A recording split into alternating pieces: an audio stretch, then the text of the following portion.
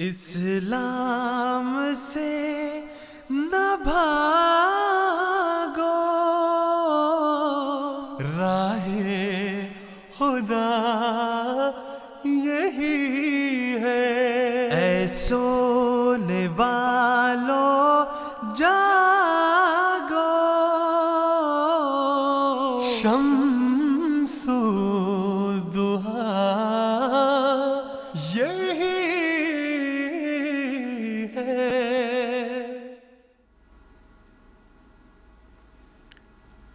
بسم اللہ الرحمن الرحیم۔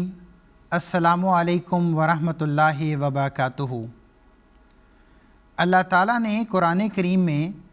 آقا و مولا حضرت محمد مصطفیٰ احمد مجتبیٰ صلی اللہ علیہ وسلم پر جو تعلیمات اتاری ہیں ان کے بارے میں خود اللہ تعالیٰ قرآن کریم میں کچھ یوں بیان فرماتا ہے کہ آمن الرسول بما انزل الیہ من ربہ والمؤمنون، یعنی رسول اس پر ایمان لے آیا جو اس کے رب کی طرف سے اس کی طرف اتارا گیا۔ اور اسی مضمون کو آگے بڑھاتے ہوئے اللہ تعالیٰ نے قرآن کریم میں یہ بھی ذکر فرمایا ہے کہ لا نفرق بین احد من رسلہ، یعنی اللہ تعالیٰ کا رسول اور مومنین جو ہیں وہ رسولوں میں سے کسی کے درمیان تفریق نہیں کریں گے۔ اللہ تعالیٰ کے فضل و کرم کے ساتھ انہی صحیح اسلامی تعلیمات پر عمل کرتے ہوئے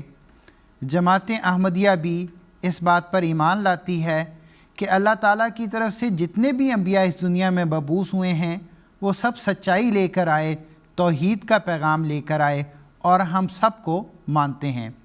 حضرت بانی جماعت احمدیہ کا بھی یہی پیغام اور یہی دعویٰ ہے، لیکن خاص طور پر جس زمانے میں حضرت مرزا غلام احمد قادیانی علیہ الصلاۃ والسلام اس دنیا میں مبعوث ہوئے، اس زمانے میں یہ بھی دیکھنے کو ملا کہ دنیا نے انبیاء علیہم السلام کے بارے میں طرح طرح کے عقائد بنا لیے۔ ایک طرف تو عیسائی ہمیں نظر آتے ہیں جو انہوں نے خدا تعالیٰ کے ایک بندے، خدا تعالیٰ کے ایک نبی کو گویا خدا یا خدا کا بیٹا بنا لیا ہے، لیکن مسلمانوں کی بھی حالت کوئی اتنی زیادہ اچھی نہیں۔ مسلمانوں نے اور طرح کا شرک انبیاء کی طرف منسوب کرنا شروع کر دیا ہے، اور جماعت احمدیہ، بانی جماعت احمدیہ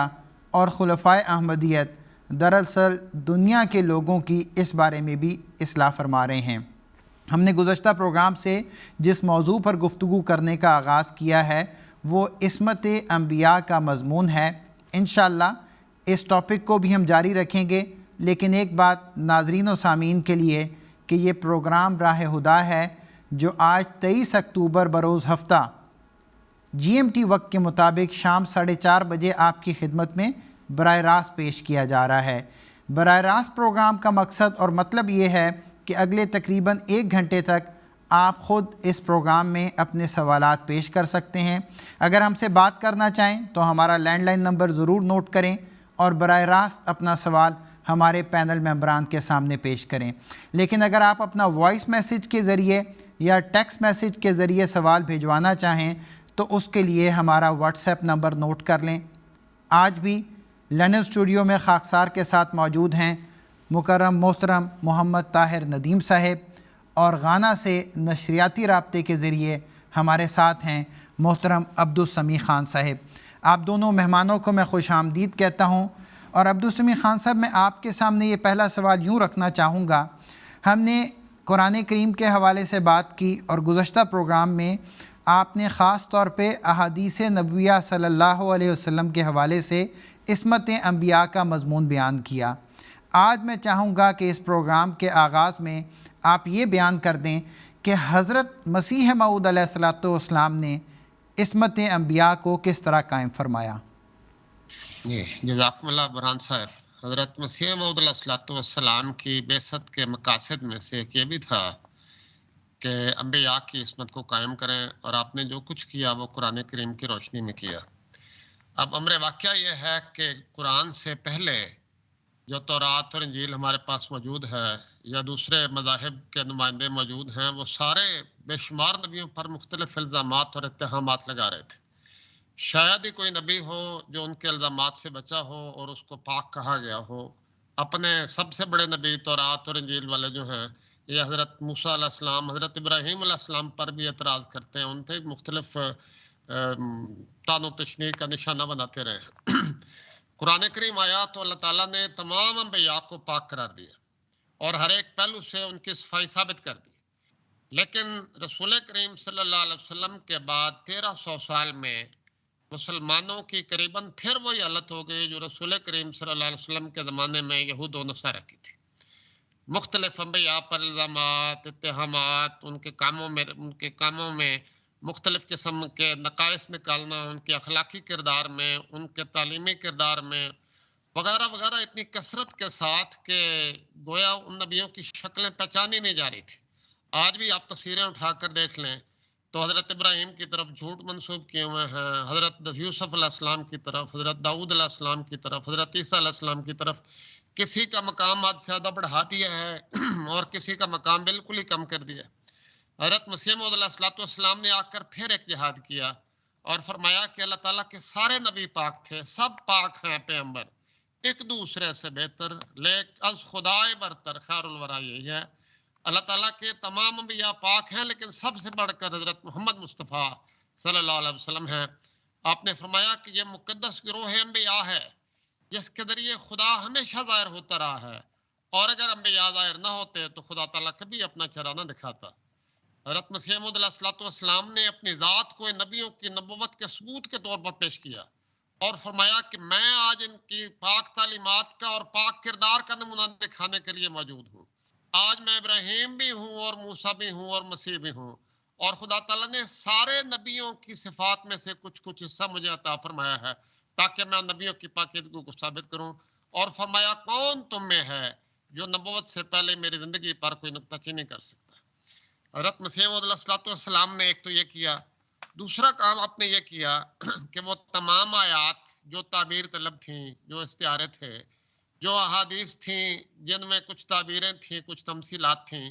مسیح موعود علیہ السلام نے ان کا صحیح ترجمہ بیان کر کے امت مسلمہ کو اس دلدل سے نکال لیا اور فرمایا جتنی باتیں ہیں یا اسرائیلیات سے آئی ہیں، اگر کوئی بات خلاف قرآن ہے تو اسے ہم ہرگز قبول نہیں کریں گے، اور ہم وہی بات قبول کریں گے جو قرآن کریم کے دوسرے بیانات اور صحیح حدیثوں سے ثابت ہوگی.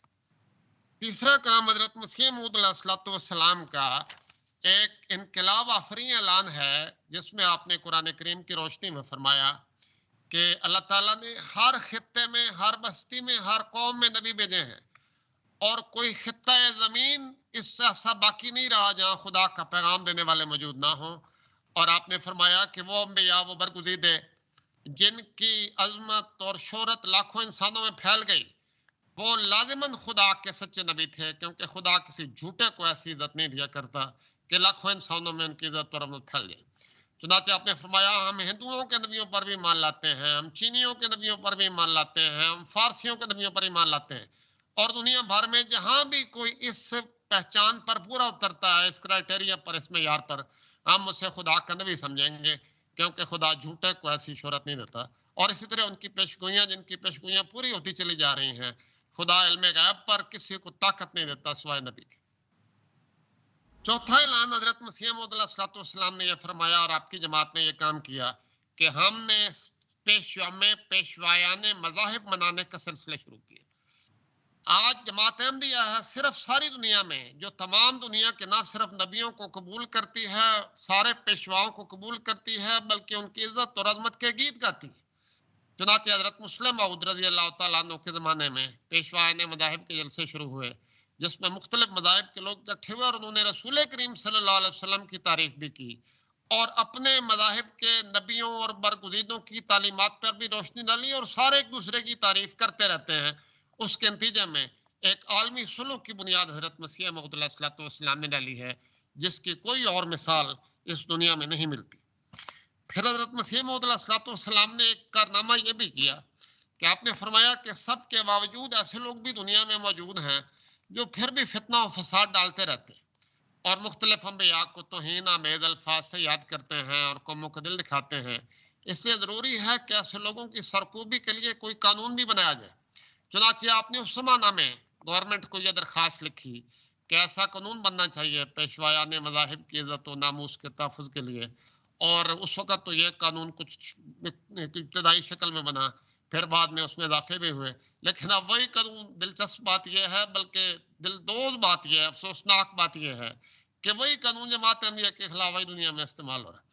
آج بھی ہم ساری دنیا میں اس بات کے لیے کوشاں ہیں کہ تمام مذاہب کے پیشواؤں کی عزت اور عظمت کے قیام کے لیے وہ قانون بھی بنایا جائے تاکہ ایسی سرکش تباہی کو لگام ڈالی جا سکے۔ اور آخری بات میں اس سلسلے میں یہ عرض کرنی چاہتا ہوں کہ حضرت مسیح موعود علیہ السلام نے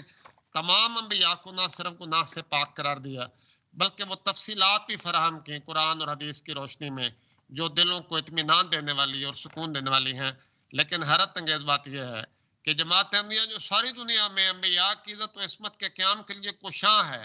آج جماعت احمدیہ پر یہ الزام لگایا جاتا ہے گویا وہ انبیاء کی توہین کرتی ہے۔ نعوذ باللہ، ایسی کوئی بات نہیں۔ یہ سارے لوگ جو خدا کی طرف سے آئے، یہ سارے ہمارے سر کے تاج تھے۔ مسیح موعود علیہ السلام نے فرمایا ہر رسول آفتاب صدق بود، ہر رسول سچائی کا آفتاب تھا، انہی کے ذریعے خدا کا چہرہ ظاہر ہوا۔ اگر یہ رسول نہ آتے تو خدا کی خدائی کبھی دنیا میں جلوہ گر نہ ہوتی۔ اور آپ نے فرمایا کہ ان سب نبیوں کو جو الہام اور کلام دیا گیا تھا، آج خدا ان سب کی برکتوں کے طفیل اور محمد مصطفیٰ صلی اللہ علیہ وسلم کی اتباع کے طفیل و الہام اور کلام مجھے عطا کر رہا ہے، اور مسیح موعود علیہ السلام کی پیشگوئیاں ہیں جو پوری ہوتی چلی جا رہی ہیں۔ اور در حقیقت یہ بھی عصمت انبیاء کا ثبوت ہے جو مسیح موعود علیہ السلام اپنی ذات سے ہمیں عطا فرما رہے ہیں۔ بہت بہت شکریہ عبدالسمیع خان صاحب۔ اور ناظرین اکرام، میں یہاں یہ بھی عرض کرتا چلوں کہ وقت کی مناسبت سے جسے کہتے ہیں کہ بہت کم حصہ، یا یوں بھی کہنا چاہیے کہ ایک جھلک صرف آپ کو ابھی محترم عبدالسمیع خان صاحب نے دکھائی ہے اس کلام میں سے جو حضرت بانی جماعت احمدیہ حضرت مسیح موعود علیہ السلام نے عصمت انبیاء کے مضمون پہ تحریر فرمایا ہے یا بیان فرمایا ہے۔ ضرورت اس بات کی ہے کہ اس کا خود مطالعہ کیا جائے۔ محمد طاہر ندیم صاحب، ہمیں سوالات ہفتے کے دوران بھی آتے رہتے ہیں، کئی دفعہ یہ ہوتا ہے کہ پروگرام کا وقت ختم ہو جاتا ہے لیکن ہم سوال کا جواب نہیں دے پاتے۔ ایک سوال جو بہت دفعہ ہوتا ہے اور کئی لوگ، ہم تو یہی سمجھتے ہیں نیک طبائع رکھنے والے، نیک فطرت رکھنے والے، وہ اپنے آپ کو مطمئن کرنے کے لیے کچھ اس طرح ہمارے سامنے سوال پیش کرتے ہیں۔ وہ کہتے ہیں کہ قرآن کریم ہمارے پاس موجود ہے، کامل رہنمائی ہے، تو جب یہ کامل رہنمائی موجود ہے تو پھر مرزا صاحب کو کیوں مانا جائے اور ان پر کیوں ایمان لایا جائے اور جماعت احمدیہ میں بیعت کر کے کیوں شامل ہوا جائے؟ جزاکم اللہ۔ بسم اللہ الرحمن الرحیم۔ بات یہ ہے کہ اگر قرآن کریم کی سچی تعلیم پر حقیقی رنگ میں عمل موجود ہے تو واقعتاً حضرت مسیح موعود علیہ السلام پر ایمان لانے کی کوئی ضرورت نہیں۔ اور یہی بعین ہی یہی سوال ایک صحابی کے ذہن میں بھی پیدا ہوا جب حضور صلی اللہ علیہ وسلم، یہ حدیث مسلم کی ہے کہ حضور صلی اللہ علیہ وسلم نے کوئی بات بیان کرتے ہوئے حضور نے فرمایا کہ یہ اس وقت ہوگا جب علم اٹھ جائے گا۔ اور اصل میں علم سے مراد حضور کی یہ تھی کہ صحیح علم جب اٹھ جائے گا تو غلط علم کی بنا پر لوگ غلط اعمال کریں گے۔ تو اس صحابی کا نام تھا زیاد بن لبید۔ تو انہوں نے کہا یا رسول اللہ یہ کیسے ہوگا؟ ہم قرآن ہے علم کا مصدر، ہم یہ قرآن خود پڑھیں گے، اپنے بچوں کو پڑھائیں گے، ہمارے بچے ان کے بچوں کو پڑھائیں گے، اور اس طرح قیامت تک یہ سلسلہ چلتا چلا جائے گا، تو ہم کیسے علم اٹھ سکتا ہے اور عمل کیسے اٹھ سکتا ہے؟ تو نبی کریم صلی اللہ علیہ وسلم نے اس کا جواب خود عطا فرمایا۔ حضور نے فرمایا کہ اے زیاد، میں تجھے مکہ کے سمجھدار لوگوں میں سے سمجھتا تھا،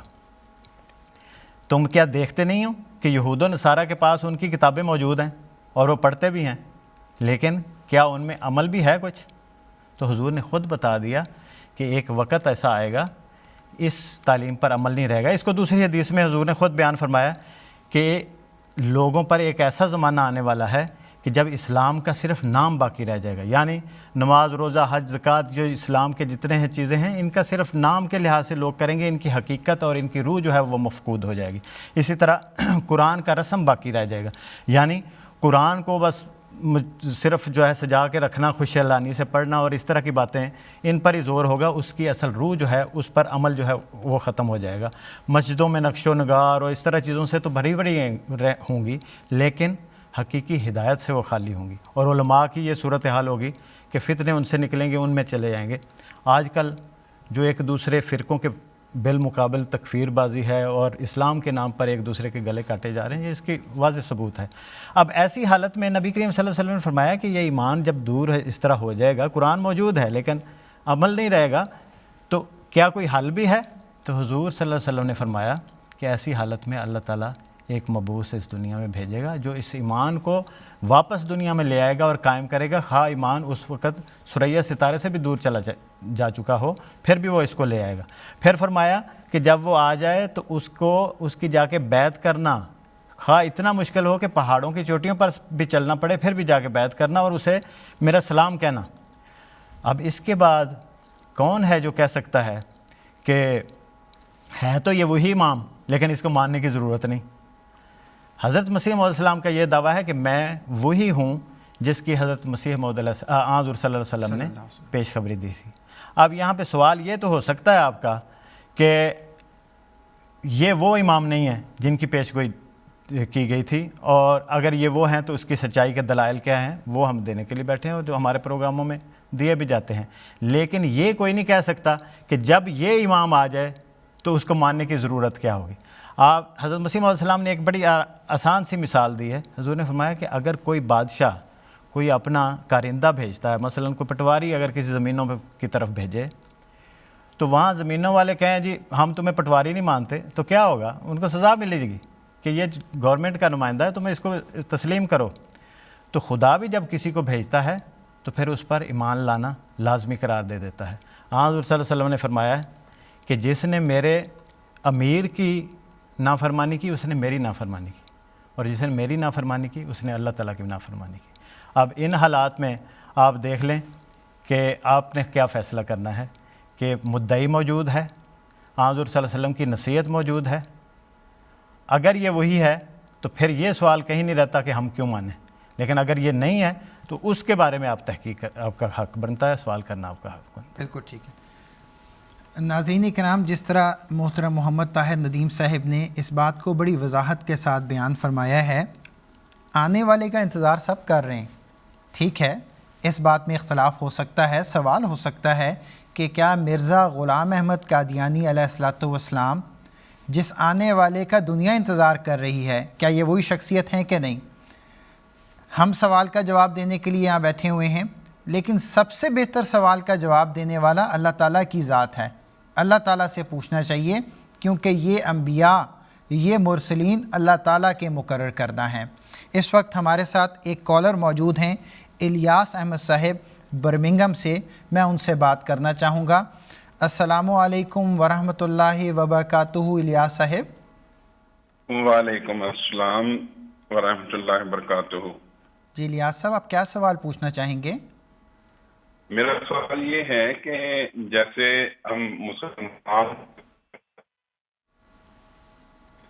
خدا تعالیٰ کی وحدانیت اور کی صداقت یا حضرت مسیح موعود علیہ السلام کی صداقت کے اوپر قرآن سے دلائل دیتے ہیں، لیکن دنیا کے جو باقی مذاہب ہیں جن میں عیسائی، یہودی وغیرہ، بائبل یا دوسری جو مذاہب ہیں، ان کی کتب میں بھی لازمی طور پر اللہ تعالیٰ کی توحید اور وحدانیت پر دلائل ضرور موجود ہوں گے، اور ان میں بھی رسولوں کی صداقت دلائل موجود ہوں گے۔ کیا جماعت نے کوئی ایسی کتاب کوئی شائع کی ہے جس میں ہمیں ان کی کتب سے دلائل مل جائیں، یہاں اگر کوئی نمونہ تن کچھ پیش بھی ہو جائیں؟ بالکل ٹھیک ہے الیاس صاحب، میں آپ کا سوال لے کر میں غانا چلتا ہوں اور عبدالسمیع خان صاحب سے اس سے آپ کا سوال کا جواب لیتا ہوں، لیکن جتنی دیر میں ہم عبدالسمیع خان صاحب سے بات کریں گے، میرے بھائی میں آپ کو یہ عرض کرنا چاہتا ہوں کہ جو ہماری آفیشیل ویب سائٹ ہے alislam.org، اس کو ضرور وزٹ کیا کریں، کیونکہ یہ جو آپ سوال کر رہے ہیں اس سے متعلقہ کافی مواد وہاں موجود ہے۔ لیکن میں بہرحال محترم عبدالسمیع خان صاحب کے سامنے سوال پیش کرتا ہوں۔ محترم عبدالسمیع خان صاحب، ہمارے یہ بھائی ہیں الیاس احمد صاحب، یہ برمنگھم سے کال کر رہے ہیں اور ہم سے پوچھنا یہ چاہتے ہیں کہ جس طرح اللہ تعالیٰ کی توحید کا جو مضمون ہے، حضرت صلی اللہ علیہ وسلم کی صداقت کا جو مضمون ہے، وہ ہم مسلمان قرآن کریم سے بیان کرتے ہیں، تو کیا جو دیگر کتب ہیں، مثلا اگر بائبل کی ہی مثال لے لی جائے، کیا اس میں بھی توحید باری تعالیٰ کا کوئی مضمون پایا جاتا ہے، یا اس میں کوئی ایسی پیش گوئیاں پائی جاتی ہیں جو آن حضرت صلی اللہ علیہ وسلم کے بارے میں ہوں؟ اس بارے میں ہمارے بھائی کی رہنمائی کر دیں۔ جی جزاکم اللہ، یہ بات درست ہے کہ سارے نبیوں کی آمد کا مقصد تو توحید کا قیام ہی تھا، اس لیے ہر نبی جب آیا تو توحید کے مضمون کو لے کر آیا، اور لازماً اس نے ایسی باتیں کی جس سے خدا پہچانا جائے۔ لیکن یہ یاد رکھیے کہ بائبل نہایت محرف و مبدل ہو چکی ہے اور اس کی ساری تعلیمات محفوظ نہیں رہیں۔ اس کے باوجود بائبل میں وہ باتیں موجود ہیں جن سے خدا کو پہچانا جا سکتا ہے، اور اگر آپ بائبل کو غور سے پڑھیں تو بائبل سب سے زیادہ پیشگوئیوں پر زور دیتی ہے۔ فلاں پیشگوئی فلاں نبی نے کی اور پوری ہوئی، فلاں پیشگوئی فلاں نبی نے کی اور پوری ہوئی، گویا پیشگوئیوں کو، علم غیب کو، پیشگوئیوں کے پورا ہونے کو خدا کی ہستی کا گواہ ٹھہرایا گیا۔ اللہ تعالیٰ کی نصرت جو نبیوں کو آئی ان کو خدا کی ہستی کا گواہ ٹھہرایا گیا۔ اسی طرح رسول کریم صلی اللہ علیہ وسلم کے بارے میں کثرت سے بائبل میں، تورات میں بھی، انجیل میں پیشگوئیاں موجود ہیں جو پوری ہوئیں، اور رسول کریم صلی اللہ علیہ وسلم ان کی تصدیق کر رہے ہیں عنوانوں میں کہ آپ پر جب پیشگوئی پوری ہوئی تو آپ بھی سچے ثابت ہوئے، جس نے پیشگوئی کی وہ بھی سچا ثابت ہو گیا۔ اسی طرح تورات اور انجیل میں مسیح موعود علیہ السلام کے متعلق بھی پیشگوئیاں موجود ہیں۔ چاند سورہ گرہن کی پیشگوئی موجود ہے، اس زمانے کے حالات کے متعلق پیشگوئی موجود ہے، مری پر مری پڑھنے یعنی کثرت سے جنگوں، قتل و غارت کی پیشگوئیاں موجود ہیں۔ یہ ساری کی ساری اب پوری ہو کر یہ بتا رہی ہیں کہ مسیح موعود بھی سچا ہے اور جس نے پیشگوئیاں کی وہ بھی سچے ہیں۔ اس موضوع کو اگر آپ تفصیل سے پڑھنا چاہیں تو سیدنا حضرت مسلم موعود رضی اللہ عنہ کی کتاب دی بادشاہ تفسیر القرآن کو مطالعہ کیجئے، جس میں حضور نے نہ صرف پیشگوئیاں بیان کی ہیں بلکہ یہ بھی بتایا ہے کہ پرانے کتابوں کی موجودگی میں قرآن شریف کی کیا ضرورت تھی، پرانی کتابوں میں کیا خوبیاں تھیں، اور قرآن کریم نے اس کو کس طرح کمال تک پہنچایا ہے، اور وہ کون سی پیشگوئیاں ہیں جو رسول کریم صلی اللہ علیہ وسلم پر اور مسیح موعود پر پوری ہو رہی ہیں، کیونکہ ایک ہی منبع ہے، ایک ہی طرف سے یہ سارا مضمون چل رہا ہے۔ تو جب بائبل کی، انجیل کی کوئی پیشگوئی، مثلا چاند سورہ گرہن والی پیشگوئی جب پوری ہو گئی تو ثابت ہوا کہ پیشگوئی کرنے والا بھی سچا ہے، جس کے حق میں پیشگوئی کی گئی وہ بھی سچا ہے۔ تو یہ ساری باوجود اس کے کہ یہ کتابیں محرف مبدل ہیں، لیکن ان کے اندر وہ گہرا اندرونی ربط کا نظام موجود ہے جس سے ہم سچائیوں کو پہچان سکتے ہیں۔ جزاکم اللہ۔ بہت شکریہ عبدالسمیع خان صاحب۔ ایک اور سوال اسی موقع سے فائدہ اٹھاتے ہوئے آپ کے سامنے رکھنا چاہوں گا۔ ہمارے بھائی ہیں محمد احمد ناصر صاحب، اور پاکستان سے انہوں نے ہم سے یہ سوال کیا ہے۔ وہ جاننا چاہتے ہیں کہ تمام الہامی کتب پر ایمان لانے سے کیا مراد ہے؟ جی جزاکم اللہ۔ اس بارے میں بھی اللہ تعالیٰ واضح رنگ میں ارشاد فرماتا ہے کہ مومنوں کو جب ہم کہتے ہیں کہ وہ ایمان لائے تو کس چیز پر ایمان لائے؟ رسول کریم صلی اللہ علیہ وسلم سمیت کل آمن باللہ و ملائکتہ و کتبہ و رسلہ، یہ وہ لوگ ہیں جو اللہ پر ایمان لاتے ہیں،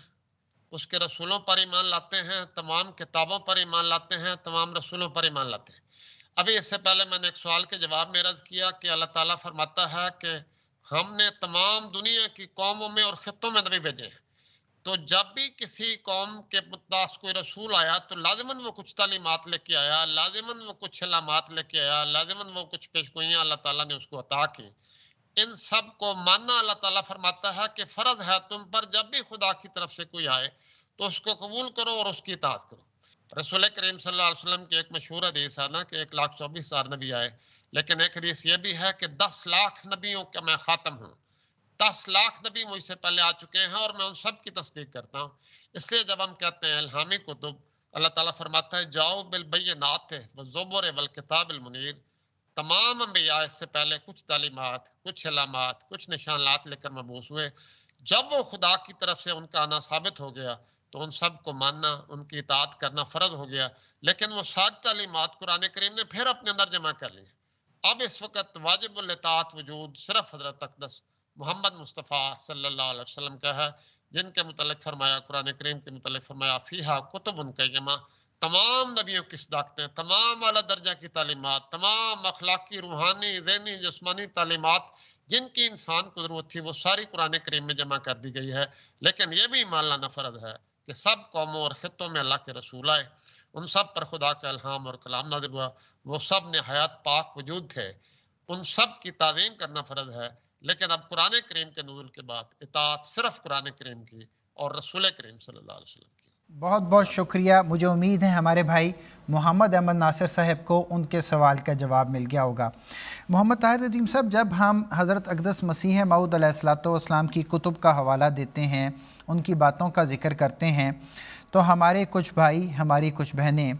حضرت اقدس مسیح موعود علیہ الصلوۃ والسلام کی کتب میں سے مختلف عبارتیں نکال کے ہمارے سامنے پیش کرتے ہیں اور کچھ الفاظ کو لے کے وہ اعتراض کرتے ہیں، ان کا حق ہے. اسی طرح کا ایک سوال ہمارے سامنے آیا ہے، وہ میں آپ کے سامنے رکھنا چاہتا ہوں. یہ سوال ہمیں عزیز احمد طاہر صاحب نے بھجوایا ہے. وہ یہ پوچھنا چاہتے ہیں، غالباً ان سے کسی نے کیا ہے. بہرحال جو سوال ہے اس طرح میں آپ کے سامنے رکھ دیتا ہوں. سب سے پہلے میں وہ عبارت پڑھتا ہوں جو ملفوظات جلد نمبر 5 صفحہ نمبر 14 سے لی گئی ہے. اس عبارت میں حضرت مسیح موعود علیہ الصلوۃ والسلام نے یہ فرمایا: مجھے بھیجا گیا ہے تاکہ میں حضرت صلی اللہ علیہ وسلم کی کھوئی ہوئی عظمت کو پھر قائم کروں اور قرآن شریف کی سچائیوں کو دنیا کو دکھاؤں. اور یہ سب کام ہو رہا ہے، لیکن جن کی آنکھوں پر پٹی ہے وہ اس کو دیکھ نہیں سکتے. اعتراض کرنے والے کو یہ جو فکرہ ہے نا کہ عظمت گم ہو گئی ہے، اس پہ اعتراض ہے. انہوں نے مختلف پیرائے میں ذکر کیا ہے کہ یہ کیسے ہو سکتا ہے کہ حضرت صلی اللہ علیہ وسلم کی عظمت گم ہو گئی ہے، گویا یہ حضرت صلی اللہ علیہ وسلم کی شان میں ایک طرح سے گستاخی ہو گئی ہے، قرآن کریم کے خلاف بات ہو گئی ہے. میں چاہوں گا ہمارے اس سوال کرنے والے کے سوال کا جواب دے دیں. جزاکم اللہ. اصل میں تو بار بار اس منبر سے اس طرف دعوت دی جاتی ہے کہ جہاں بھی حضرت مسیح موعود علیہ الصلوۃ والسلام کی کسی تحریر پہ اعتراض ہوتا ہے تو اس کے ارد گرد کو دیکھ لیں، اس سے پہلے کی عبارت کو دیکھ لیں، اس کے بعد کی عبارت کو دیکھ لیں. اب یہی جو اعتراض کیا گیا ہے، اس سے امیجیٹ جو پہلا پیرا ہے اس کے میں چند جملے جو ہیں وہ پڑھ دیتا ہوں. حضور یہ فرما رہے ہیں یہاں پہ، یہ بالکل اس سے پہلا پیرا ہے: کیا کوئی زمانہ اس زمانے سے بڑھ کر اسلام پر گزرا ہے جس میں اس قدر سب و شتم اور توہین حضرت صلی اللہ علیہ وسلم کی گئی ہو، قرآن شریف کی حد تک ہوئی. اور پھر فرماتے ہیں: پھر مجھے مسلمانوں کی حالت پر سخت افسوس اور دلی رنج ہوتا ہے، اور بعض وقت میں اس درد سے بے قرار ہو جاتا ہوں کہ ان میں اتنی حس بھی باقی نہ رہی کہ اس بے عزتی کو محسوس کر لیں. کیا حضرت صلی اللہ علیہ وسلم کی کچھ بھی عزت اللہ تعالیٰ کو منظور نہ تھی جو اس قدر سب و شتم پر بھی وہ آسمانی سلسلہ قائم نہ کرتا اور ان مخالفین اسلام کے منہ بند کر کے آپ صلی اللہ علیہ وسلم کی عظمت اور پاکیزگی کو دنیا میں پھیلاتا. کتنی واضح بات ہے. اور اس کے آگے وہ پیرا ہے، اور اس کی چند لائنوں بعد آگے حضور فرماتے ہیں: جب کہ حضرت صلی اللہ علیہ وسلم کی اس قدر حد تک کی گئی ہے اور عیسائی مذہب کے واعظوں اور منادوں نے اپنی تحریروں اور تقریروں کے ذریعے اس سید الکونین کی شان میں گستاخیاں کی ہیں اور ایک عاجز مریم کے بچے کو خدا کی کرسی پر جا بٹھایا ہے، اللہ تعالیٰ کی غیرت نے آپ صلی اللہ علیہ وسلم کا جلال ظاہر کرنے کے لیے یہ مقدر کیا تھا کہ آپ کے ایک ادنا غلام کو مسیح ابن مریم بنا کے دکھا دیا.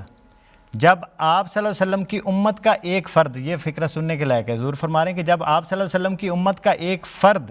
اتنے بڑے مدارج حاصل کر سکتا ہے تو اس سے آپ صلی اللہ علیہ وسلم کی شان کا پتہ لگ سکتا ہے. اب باقی جو باتیں انہوں نے بیان کی ہیں میرے بھائی نے کہ کیسے تعلیم بھی موجود ہے، قرآن کریم کی آیات بھی انہوں نے بعض ذکر کی ہیں، تو پچھلے سوال کے جواب میں وہ حدیث بیان کر چکا ہوں کہ باوجود تعلیم کے موجود ہونے کے ان پر عمل کہاں ہے. بالکل ٹھیک. آپ ان سے ہی ہم پوچھ لیتے ہیں، مثلا جس دوست کا یہ سوال ہے کہ آپ جب حضرت عیسیٰ علیہ السلام کو آسمان پر زندہ تصور کریں گے تو آپ عیسائیوں کے عقیدے کی تائید کر رہے ہوں گے کہ وہ خدا ہیں یا ابن اللہ ہیں. کیوں؟ کیونکہ نبی کریم صلی اللہ علیہ وسلم کے بارے میں آتا ہے قرآن کریم میں کہ کفار نے کہا تھا ہم تب تک آپ پر ایمان نہیں لائیں گے جب تک آپ آسمان پر جا کے وہاں سے ایک کتاب لے آئیں، پھر ہم اس کو پڑھیں گے، پھر دیکھیں گے ایمان لانا کہ نہیں. اللہ تعالیٰ نے اس کا کیا جواب دیا؟ قل سبحان ربی هل کنت الا بشر رسول، کہ بشر اور رسول ہوں.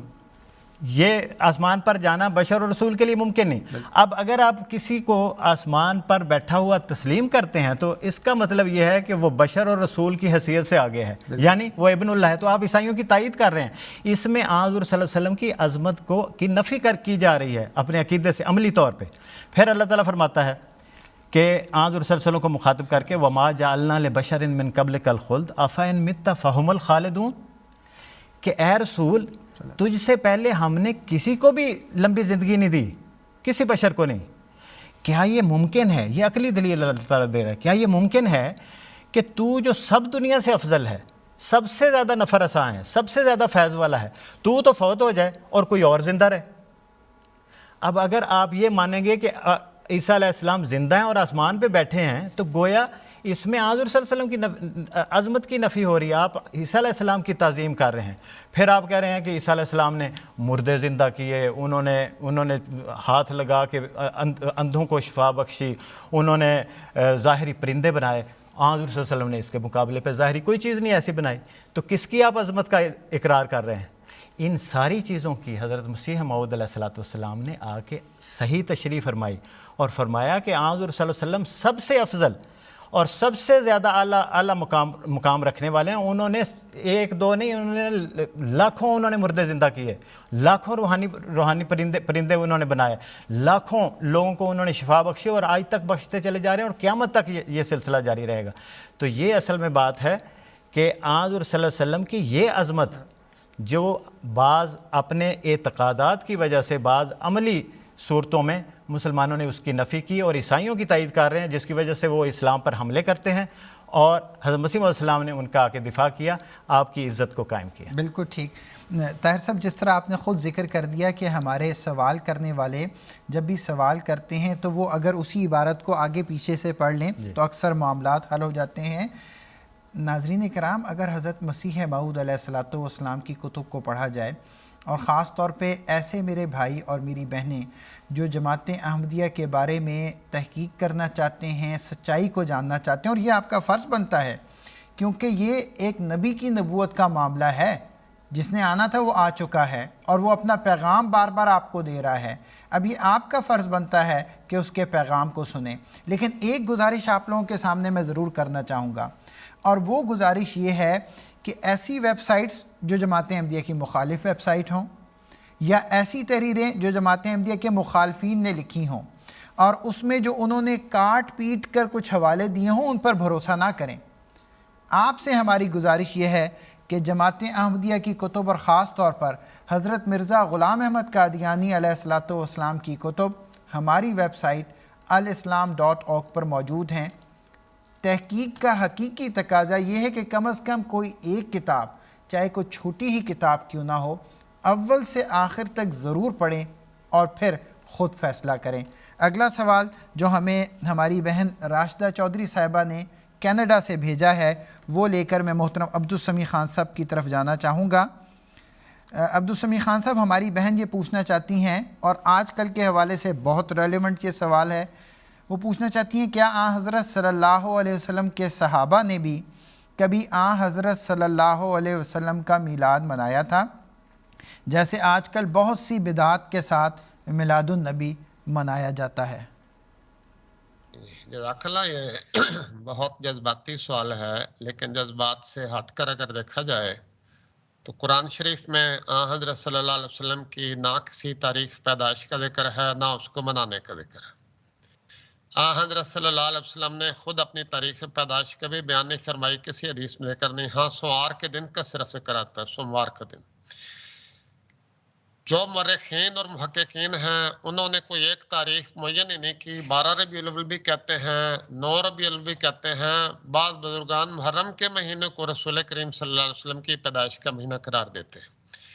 تو اول تو یہ بات طے ہو گئی کہ قرآن شریف میں اور حدیث میں نہ کسی تاریخ پیدائش رسول کریم صلی اللہ علیہ وسلم کا ذکر کیا گیا ہے, نہ رسول کریم صلی اللہ علیہ وسلم نے اسے خود کبھی منایا, نہ صحابہ نے منایا. بلکہ مورخین یہ بتاتے ہیں کہ میلاد النبی منانے کا سلسلہ یہ رسول کریم صلی اللہ علیہ وسلم کے 700-800 سال بعد ایک عثمانی بادشاہ نے شروع کیا تھا, اور اس نے کہا کہ رسول کریم صلی اللہ علیہ وسلم کی پیدائش کا دن ہم منائیں گے، جو بھی 12 ربیع الاول امت محمدیہ میں زیادہ معروف تھی اس نے منائی۔ تو ہم سمجھتے ہیں کہ اس نے ایک نیتی سے شروع کی ہوگی، کوئی ایسی بات نہیں۔ اگر اس کو بدعات سے پاک رکھا جائے اور رسول کریم صلی اللہ علیہ وسلم کے ذکر، اذکار، آپ کی تعلیمات کا ذکر کیا جائے، آپ پہ درود بھیجا جائے، آپ کے حسن و احسان کا تذکرہ دیا جائے، تو مسیح موعود علیہ السلام کے سامنے جب سوال ہوا تو آپ نے فرمایا اس میں کوئی حرج نہیں۔ لیکن اس زمانے میں چونکہ کثرت کے ساتھ لوگ رسول کریم صلی اللہ علیہ وسلم کی توہین کر رہے تھے اور گندے رسالے لکھ رہے تھے، تو جیسا میں نے پچھلے ایک سوال کے جواب میں کہا تھا، مسیح موعود علیہ السلام نے عصمت انبیاء کے حوالے سے یہ کام بھی کیا کہ وہ لوگ جو اللہ کے رسولوں کو گالیاں دیتے تھے، خدا سے آپ نے ان کی ہلاکت چاہی۔ ان میں لکھرام بھی شامل ہے، ان میں ڈوئی بھی شامل ہے، ان میں کئی دوسرے شامل ہیں جن کی ہلاکت مسیح موعود علیہ السلام نے خدا سے طلب کی، اور خدا نے ایسا کر کے دکھا دیا۔ پھر حضرت مسلم موعود کے زمانے میں حضور نے فرمایا کہ چونکہ لوگ رسول کریم صلی اللہ علیہ وسلم کی سیرت کو صحیح طرح پڑھتے نہیں اور پہچانتے نہیں، اس لیے جماعت احمدیہ یہ ذمہ لیتی ہے کہ آئندہ سے ہم سیرت النبی کے جلسے کریں گے اور رسول کریم صلی اللہ علیہ وسلم کی سچی سیرت کو دنیا کے ہر فرد بشر تک پہنچائیں گے۔ چنانچہ آپ نے تمام فرقوں کے مشورے کے ساتھ 17 جون 1928 کا دن مقرر کیا، اور پہلی دفعہ عالم میں، دنیا کی تاریخ میں پہلی دفعہ سیرت النبی کے جلسے اس طرح منائے گئے کہ تمام مذاہب کے لوگ اکٹھے ہوئے، اور کم از کم 1000 مقامات ہندوستان اور ہندوستان کے باہر کے ایسے تھے جہاں رسول کریم صلی اللہ علیہ وسلم کی سیرت کے جلسے کیے گئے۔ رسول کریم کی شان میں ہندوؤں نے بھی نظمیں پڑھی اور عیسائیوں نے بھی پڑھی، یہودیوں نے بھی پڑھی، دوسری قوموں کے بعد میں، یہاں تک کہ افریقہ میں بھی اور یورپ میں اور عرب میں بھی یہ جلسے منعقد کیے گئے۔ یہ جماعت احمدیہ کی شان ہے کہ وہ رسول کریم صلی اللہ علیہ وسلم کی سیرت کو اس طرح بناتی ہے، بیان کرتی ہے، لیکن بدعات سے بالکل پاک رکھتی ہے۔ ہم جلسہ کرتے ہیں، قرآن پڑھتے ہیں، حدیث پڑھتے ہیں، رسول کریم صلی اللہ علیہ وسلم کے اعلیٰ اخلاق بیان کرتے ہیں اور کثرت سے درود شریف پڑھتے ہیں، اور رسول کریم صلی اللہ علیہ وسلم کی سیرت کو اپنانے کا نہ صرف وعدہ کرتے ہیں بلکہ کوشش کرتے ہیں کہ کچھ نہ کچھ اپنے عمل سے اس کو دکھائیں۔ لیکن اب جو سیرت النبی کے جلسے ہوتے ہیں یا جلوس نکلتے ہیں، ان میں تو حیرت انگیز واقعات ہو رہے ہیں۔ کل ہی ایک ویڈیو کسی نے دکھائی تھی جس میں ایک خاتون کو حور کے طور پر دکھایا گیا اور اس جلسے میں موجود ہے۔ اسی طرح ایک شیطان کو گویا کہ رسی باندھ کر اس سے میلاد النبی کی خوشیاں منوائی جا رہی ہیں۔ اب یہ ایسے بےہودہ کام ہے کہ قرآن کریم کا وہ جو بیان ہے وہ سچ ثابت ہوتا ہے کہ ان قوم اتخذوا ھذا القرآن مہجورا، اس قوم نے تو قرآن کو مہجور کی طرح چھوڑ دیا۔ ربوہ میں جو جلسہ کا جلوس نکلتا ہے سیرت النبی کا، وہ سارا وقت مرزا غلام احمد صاحب علیہ السلام کو گالیاں دینے میں صرف ہوتا ہے۔ احمدیوں کے بزرگوں کے متعلق نہایت مغلظات بکی جاتی ہیں اور کہنا کوئی سیرت نبی کا جلسہ۔ اس لیے سیرت النبی کے جلسوں میں تو کوئی حرج نہیں، اور یہ رسول کریم صلی اللہ علیہ وسلم کا ذکر جہاں ہوتا ہے وہاں آسمان کے فرشتے جمع ہوتے ہیں، بشرطے کہ پاک دل کے ساتھ وہ ذکر کیا جائے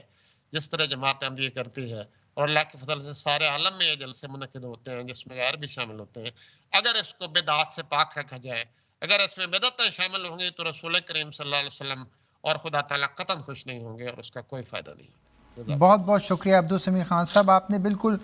برمحل طور پر ان باتوں کا بھی ذکر کیا جو آج کل سوشل میڈیا میں ہمیں نظر آ رہی ہیں، اور ہم جو اسلام کے نام لینے والے ہیں، آقا و مولا حضرت محمد مصطفیٰ صلی اللہ علیہ وسلم پر اپنی جان قربان کرنے والے ہیں، اور یقیناً اکثریت مسلمانوں کی ایسی ہی ہے، ان کو اس باتوں سے یقیناً تکلیف پہنچتی ہے جو بدعات آج کل لوگ شامل کر رہے ہیں۔ محمد طاہر ندیم صاحب ادریس احمد ڈار صاحب ہیں لندن سے، ہمیں انہوں نے سوال بھیجا ہے، میں چاہوں گا مختصراً ان کے سوال کا جواب دے دیں۔ وہ کہتے ہیں پنڈت لیکھرام کے بارے میں حضرت مسیح موعود علیہ السلام نے جو پیشگوئی کی تھی وہ کیا پیشگوئی کی، اس کا پس منظر بیان کر دیں، پھر نتیجہ کیا نکلا، اور خاص طور پہ وہ جاننا چاہتے ہیں کہ ہمارے غیر احمدی بھائیوں کو اس پیشگوئی سے کیا سبق لینا چاہیے۔ جی جزاکم اللہ۔ آریہ سماج سے لیکھرام کا تعلق تھا، اور یہ فرقہ جو تھا ہندوؤں کا اس وقت مسلمانوں کے بہت خلاف تھا، خاص طور پہ حضور صلی اللہ علیہ وسلم کے خلاف بہت زیادہ بدزبانی کرتے تھے۔ قصہ یہ کہ حضرت مسیح موعود علیہ السلام نے اس کو کہا کہ آپ قادیان آ جائیں اور وہاں آ کے آپ کے تمام اعتراضات کا میں جواب دوں گا، اور قادیان میں آپ ہوں گے تو آپ جہاں پہ ظاہر ہونے والے نشانات کو بھی دیکھ لیں گے، اور یہ آ گیا وہاں پہ حضور کے ساتھ اس کی خط و کتابت ہوتی رہی، اور اس دوران اس نے چونکہ بد زبان تو تھا، اس دوران اس نے تنگ آ کے اس نے یہ کہا کہ حضرت مسیح علیہ السلام کو مباہلے کی دعوت دے دی، حضور نے اس کو بھی قبول کیا۔ پھر اس نے پیش گوئی کر دی کہ 3 سال میں حضرت مسیح علیہ السلام حیضہ کی وبا سے فوت ہو جائیں گے، یہ 1885 کی بات۔ اور اس کے بعد حضرت مسیح علیہ السلام نے پھر اللہ تعالیٰ کی طرف توجہ کی، اور خدا تعالیٰ نے حضرت مسیح علیہ السلام کو یہ پیش گوئی عطا فرمائی کہ یہ لیکھ رام کا 6 سال کے عرصے میں کام تمام ہو جائے گا، اور جس دن یہ قتل ہوگا یا جس دن اس کو ہلاک کیا جائے گا وہ عید کے قریب ہوگا۔ پھر اس کے بارے میں ایک یہ بھی الہام ہوا کہ اجل جسد اللہ خوار، اور حضرت مسیح علیہ السلام نے اپنے فارسی شعر میں بھی یہ کہا کہ علائے دشمن ناداں بیرہ بترس از تیغ بران محمد، کہ محمد صلی اللہ علیہ وسلم کی تیز تلوار سے ڈر۔ اور یہی ہوا کہ ایک شخص اس کے پاس آ کے رہا، اور کچھ عرصہ رہنے کے بعد اس شخص نے اس کو تلوار اپنے خنجر سے اس کا پیٹ کاٹا، اور اجل جسد اللہ خوار یہ الہام بھی اپنے پورے حرفی طور پر اس وقت پورا ہوا۔ اس کو ہسپتال لے جایا گیا اور وہ وہاں پہ جا کے مر گیا، اور یہ عید کے دوسرے دن تھا۔ تو بعین ہی حضرت مسیح علیہ السلام نے جس طرح پیش گوئی کی تھی، یہ 1897 میں ہوا، 6 سال کے عرصے میں وہ مر گیا، اور حضرت حضور صلی اللہ علیہ وسلم کی صداقت پر یہ ایک مہر تھی، اور یہ بھی ایک حضور صلی اللہ علیہ وسلم کی عظمت قائم کرنے کا ایک نشان تھا۔ اور غیر احمدی کہہ رہے ہیں کہ ان کو کیا سبق لینا؟ سبق یہ لینا چاہیے کہ حضور صلی اللہ علیہ وسلم کی اس عظمت کو آج قائم کرنے کی ضرورت ہے، اپنے عمل سے، خدا تعالیٰ کی طرف رجوع کر کے، اپنے عمل سے قرآن حضور صلی اللہ علیہ وسلم کی تعلیم پر عمل کر کے، اور ان غلط فہمیوں کو دور کر کے جو آج پھیلائی جا رہی ہیں، کبھی جہاد کے نام سے، کبھی قتل مرتد کے نام سے، کبھی یہ جو محترم سمیع خان صاحب نے عبدالسمیع خان صاحب نے جو ذکر کیا کہ حضور صلی اللہ علیہ وسلم کی طرف ان تعلیمات کو جب منسوب کر کے کوئی بھی مسلمان اپنے عمل سے دنیا کے سامنے پیش کرے گا تو لازمی وہ اسلام پر اعتراض کا باعث بنے گی، حضور صلی اللہ علیہ وسلم کی عظمت کی نفی کا باعث بنے گی، اور حضرت مسیح موعود علیہ السلام ان ساری غلطیوں کو دور کرنے کے لیے۔ بالکل ٹھیک۔ اور طاہر صاحب جس طرح آپ نے بھی ذکر کیا، اس سے ہمارے مخالفین کو یہ بھی سبق حاصل کرنا چاہیے کہ جو خدا کا ہے اسے للکارنا اچھا نہیں، ہاتھ شیروں پر نہ ڈال اے روبہ زار و نزار۔ اگلا سوال عبدالسمیع صاحب نے لیورپول سے ہمیں بھیجا ہے، اور وہ میں محترم عبدالسمیع خان صاحب کے سامنے پیش کرنا چاہوں گا۔ عبدالسمیع خان صاحب، اس طرح کی بات بھی ہوتی ہے، اور ٹھیک ہے لوگ یہ بات پیش کرتے ہیں، ہم اس سوال کا ضرور جواب دیں گے۔ وہ کہتے ہیں عبدالسمیع صاحب، ان کا نام بھی عبدالسمیع ہے جو سوال پیش کر رہے ہیں، وہ سوال یہ پیش کر رہے ہیں کہ جب مسلمان یہ کہتے ہیں کہ ہندو مذہب کے ماننے والے پتھروں کی عبادت کرتے ہیں، تو وہ جواباً اعتراض کرتے ہیں کہ مسلمان بھی تو ایک پتھر کی بنی عمارت یعنی خانہ کعبہ کی عبادت کرتے ہیں۔ تو عبدالسمیع صاحب لیورپول کو ان کے سوال کا جواب دیتے ہیں۔ جزاکم اللہ، میں اپنے ہم نام سے یہ عرض کرتا ہوں کہ وہ جواب اس طرح دیں کہ ہندو ایک ہمیں مغالطہ دیتے ہیں، وہ پتھر کی عبادت کرتے ہیں، اس کو خدا سمجھتے ہیں، اس کو اپنے ہاتھوں سے بناتے ہیں، پھر اس کے سامنے سجدہ ریز ہوتے ہیں۔ خانہ کعبہ ہماری وحدت کی علامت ہے، خانہ کعبہ ہمارا موجود معبود نہیں ہے۔ یعنی خانہ کعبہ کی عبادت کرتے ہیں۔ تو عبدالسمیع خان صاحب، جی سمیع صاحب اپنی بات جاری رکھیں۔ خانہ کعبہ کی پرستش نہیں کرتے، محض خانہ کعبہ کی طرف منہ کرتے ہیں، اور اس کا مطلب یہ ہوتا ہے کہ یہ ہماری وحدت کی علامت ہے۔ اللہ تعالیٰ نے اس کا تو کوئی گھر نہیں، وہ تو عالم پر محیط ہے، 2 جہانوں کا مالک ہے، لیکن انسان عبادت کرتے ہوئے کس طرف منہ کرے، مشرق مغرب شمال جنوب کس طرف منہ کرے؟ تو اللہ تعالیٰ نے اپنی ذات کا ایک نمونہ دنیا میں قائم کر دیا، ایک نشان قائم کر دیا کہ تم اس طرح ساری دنیا کے لوگ اس طرح منہ کرو گے تو گویا وہ خدا کی طرف منہ کریں گے۔ حضرت عمر رضی اللہ تعالیٰ عنہ کی طرف یہ فکرہ منسوب ہے، جب وہ حجر اسود کو بوسہ دے رہے تھے تو انہوں نے کہا کہ اے حجر اسود تو محض ایک پتھر ہے، میں تجھے اس لیے بوسہ دے رہا ہوں کہ میں نے محمد رسول اللہ صلی اللہ علیہ وسلم کو تجھے بوسہ دیتے ہوئے دیکھا تھا، اس لیے میں تیری تعظیم کرتا ہوں، تجھے بوسہ دے رہا ہوں۔ اگر رسول اللہ کو ایسا کرتے نہ دیکھا ہوتا تو میں قطعاً تجھے بوسہ نہیں دیتا۔ لیکن کیا ہندو یہ بات کہہ سکتے ہیں؟ اور یہ بات بھی دیکھیے کہ حضرت صلی اللہ علیہ وسلم نے خانہ کعبہ کا طواف کیا، لیکن اس سے پہلے حضرت ابراہیم علیہ السلام کے بعد، حضرت اسماعیل کے بعد ایک لمبے عرصے کے لیے خانہ کعبہ، اس سے پہلے حضرت ابراہیم علیہ السلام نے خانہ کعبہ بنایا تھا، تعمیر کیا تھا، لیکن اس سے پہلے بھی خانہ کعبہ موجود تھا اور وہ مٹی میں گم ہو چکا تھا۔ حضرت ابراہیم نے اسے دوبارہ ان بنیادوں پر قائم کیا جن پر کبھی خدا کا یہ پہلا گھر تعمیر کیا گیا تھا۔ پتہ لگا کہ وہ معبود نہیں تھا، معبود دنیا کی نظروں سے کبھی اوجھل نہیں ہوتا، وہ خانہ کعبہ خاک میں مل چکا تھا۔ حضرت ابراہیم نے دوبارہ اسے اٹھایا اور کئی دفعہ ایسے واقعات ہوئے کہ خانہ کعبہ سیلاب میں بہہ گیا، خانہ کعبہ گر گیا۔ رسول کریم صلی اللہ علیہ وسلم کے بچپن کے واقعات آپ کو پتہ ہیں، اس میں بھی خانہ کعبہ گر گیا تھا۔ رسول کریم جوان ہوئے تو خانہ کعبہ دوبارہ تعمیر کیا گیا اور پھر اجر اسود کو اس میں رکھا گیا۔ رسول کریم صلی اللہ علیہ وسلم کا وہ واقعہ کہ آپ نے فرمایا چادر کے اوپر جفت رکھو اور پھر اپنے ہاتھ سے اس کو اٹھا کر رکھ دیا۔ تو یہ خانہ کعبہ کی تعظیم تو ہے، لیکن خانہ کعبہ کو ہم معبود نہیں مانتے۔ یہ ایسی بات ہے جیسے ہم کسی شخص کی تعظیم کرتے ہیں تو اس کی طرف منہ کرتے ہیں، اس کا یہ ہرگز مطلب نہیں ہوتا کہ اسے ہم معبود سمجھتے ہیں۔ بالکل ٹھیک محترم عبدالسمیع خان صاحب، مجھے امید ہے کہ ہمارے بھائی عبدالسمیع صاحب جنہوں نے لیورپول سے ہمیں یہ سوال بھیجا تھا ان کو ان کے سوال کا جواب مل گیا ہوگا۔ محمد طاہر ندیم صاحب، ابھی پہلے ہم نے ذکر کیا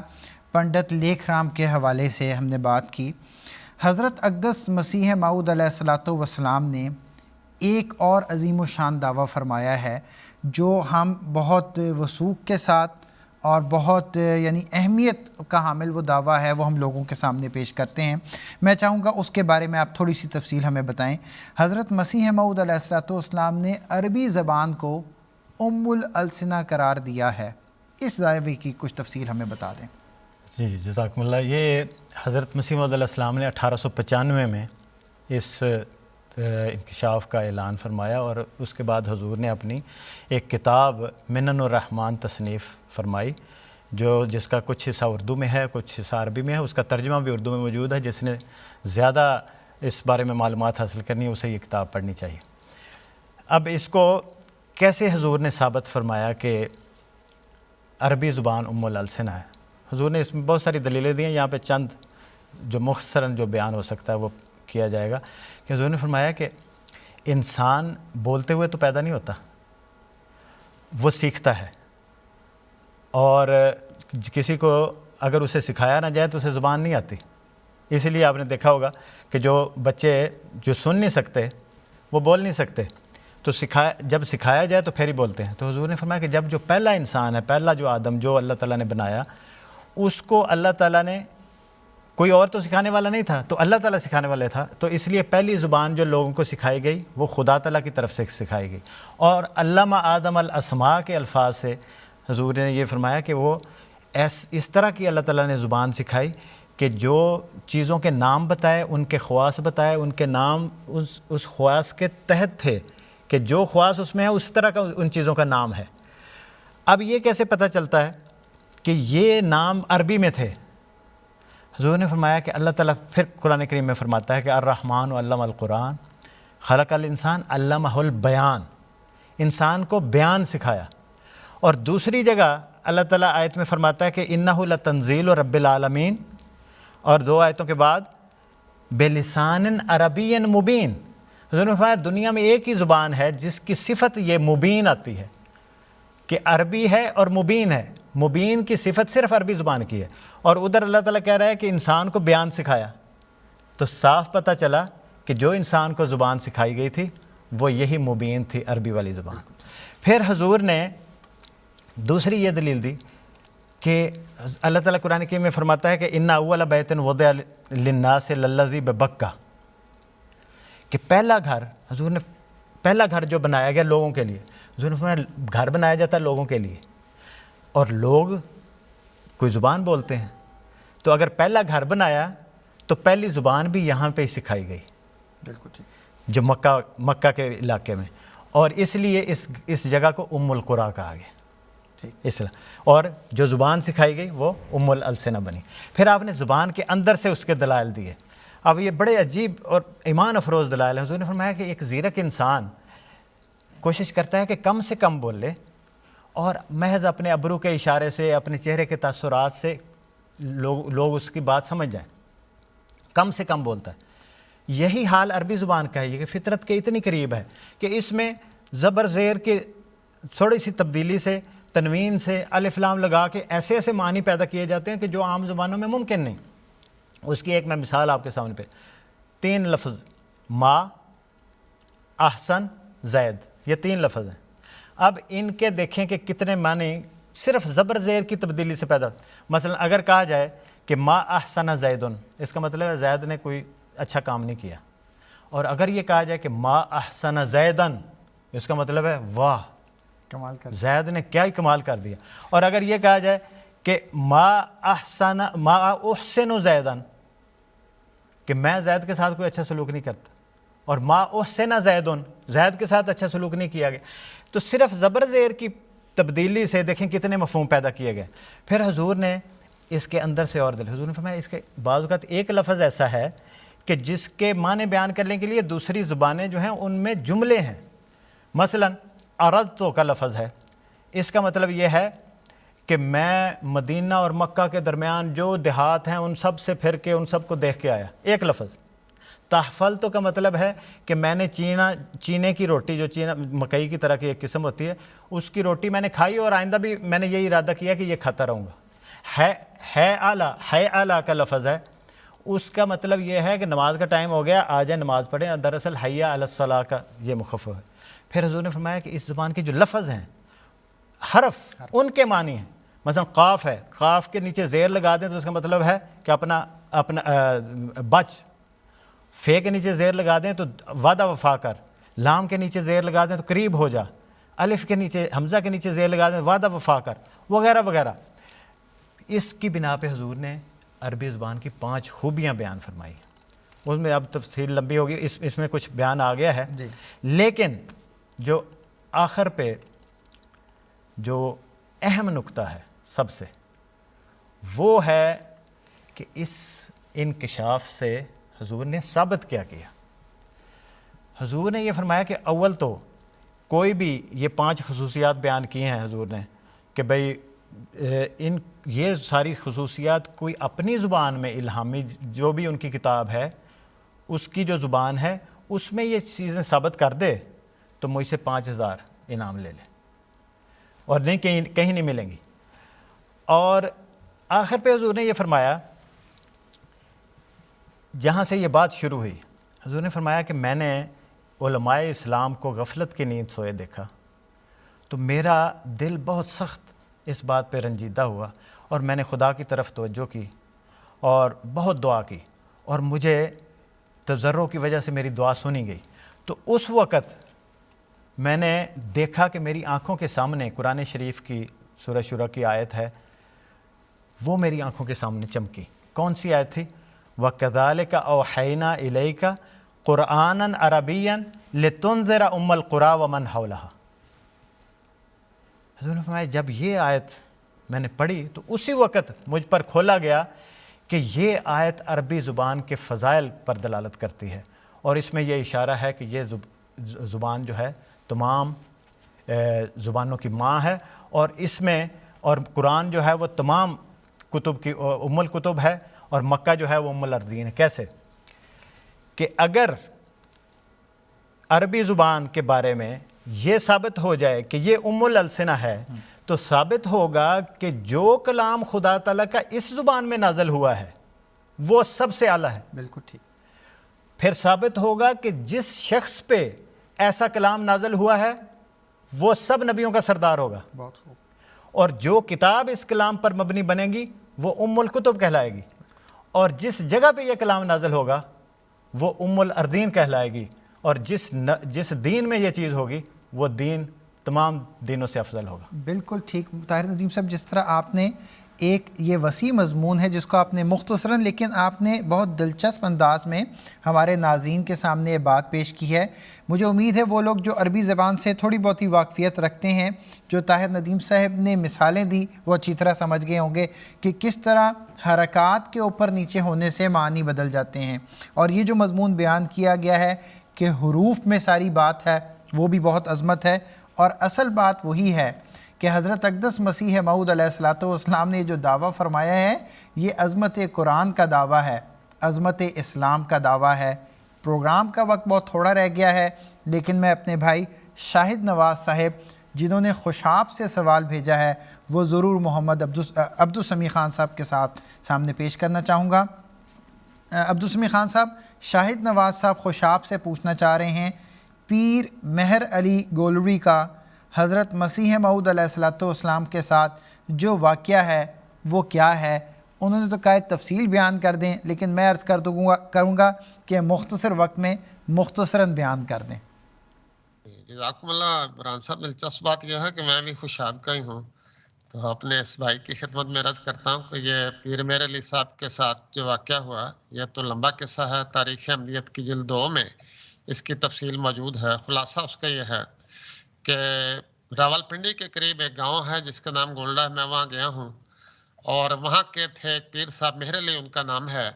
اور مسیح موعود علیہ السلام نے جب دعویٰ فرمایا اور آپ نے وفات مسیح کا اعلان کیا اور اس کی دلیلیں دیں تو آپ نے مخالفین کو چیلنج دیا کہ اس کو رد کریں۔ اس پر پیر مہر علی صاحب بھی اس میں شامل تھے جنہوں نے اس کا مقابلہ کرنے کی کوشش کی لیکن ناکام ہوئے۔ اس کے بعد مسیح موعود علیہ السلام نے سارے علماء کو مباہلے کر چیلنج دیا اور کہا او خدا کے دربار میں ہم چلیں اور اس سے پوچھیں کہ کون سچا ہے کون جھوٹا ہے۔ تو آپ کو پتہ ہے علماء تو اس طرح کے چیلنج قبول نہیں کرتے، جب ان کے اندر خدا بولتا ہی نہیں، خدا پہ کسی پہ لام کلام نازل کرتا ہی نہیں تو وہ مباہلے کے لیے کیسے حاضر ہوں گے؟ اس میں بھی انہوں نے وہ راہ فرار اختیار کی، اکیلے لاہور آ گئے، مسیح موعود علیہ السلام کو اطلاع دیے بغیر، اور آ کے اعلان کر دیا کہ میں تو آ گیا ہوں، مرزا صاحب نہیں آئے تو مرزا صاحب بھاگ گئے، میں جیت گیا ہوں۔ اس طرح کا ایک ڈرامہ رچایا۔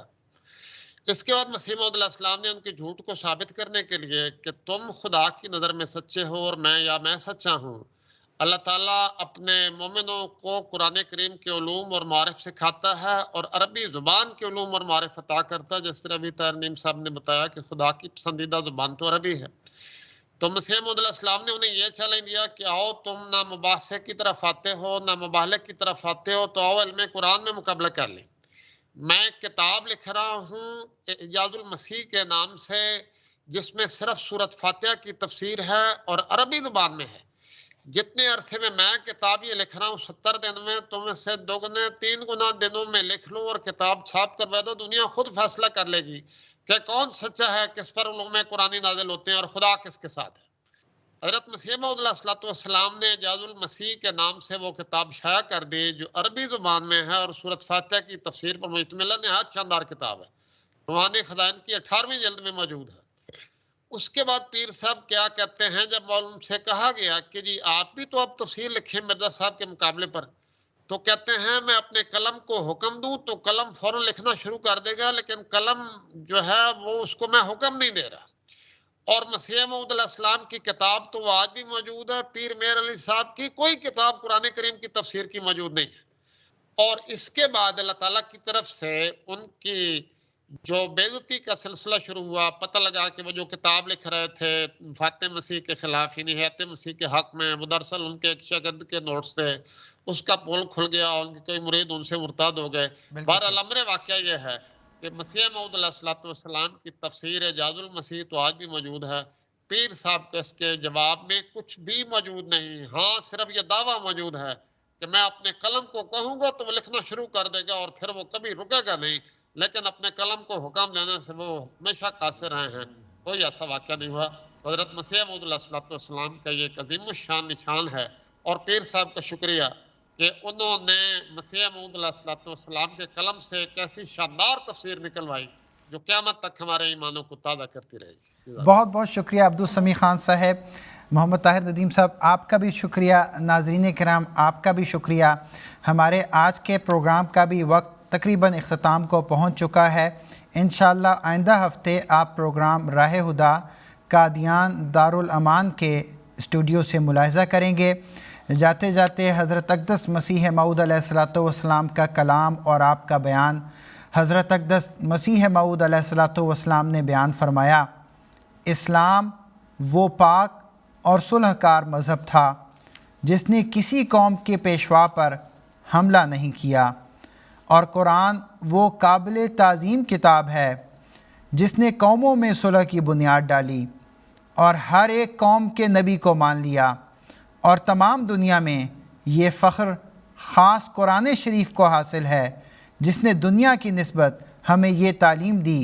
کہ لا نفرق بین احد منہم ونحن لہ مسلمون، یعنی تم اے مسلمانوں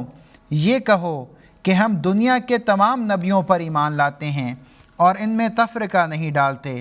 کہ بعض کو مانیں اور بعض کو رد کر دیں۔ اگر ایسی سلوکار کوئی اور الہامی کتاب ہے تو اس کا نام لو۔ قرآن شریف نے خدا کی عامہ رحمت کو کسی خاندان کے ساتھ مخصوص نہیں کیا۔ اسرائیلی خاندان کے جتنے نبی تھے، کیا یعقوب اور کیا اسحاق اور کیا موسیٰ اور کیا داؤد اور کیا عیسیٰ، سب کی نبوت کو مان لیا، اور ہر ایک قوم کے نبی خواہ ہند میں گزرے ہیں اور خواہ فارس میں، کسی کو مکار اور کذاب نہیں کہا، بلکہ صاف طور پر کہہ دیا کہ ہر ایک قوم اور بستی میں نبی گزرے ہیں اور تمام قوموں کے لیے صلح کی بنیاد ڈالی ہے۔ یہی ہمارا ایمان ہے، یہی ہمارا عقیدہ ہے۔ اجازت دیجیے، السلام علیکم ورحمۃ اللہ وبرکاتہ۔ ہم تو رکھتے ہیں مسلمانوں کا دین، ہم تو رکھتے ہیں مسلمانوں کا دین، دل سے ہے خدا میں ختم المرسلین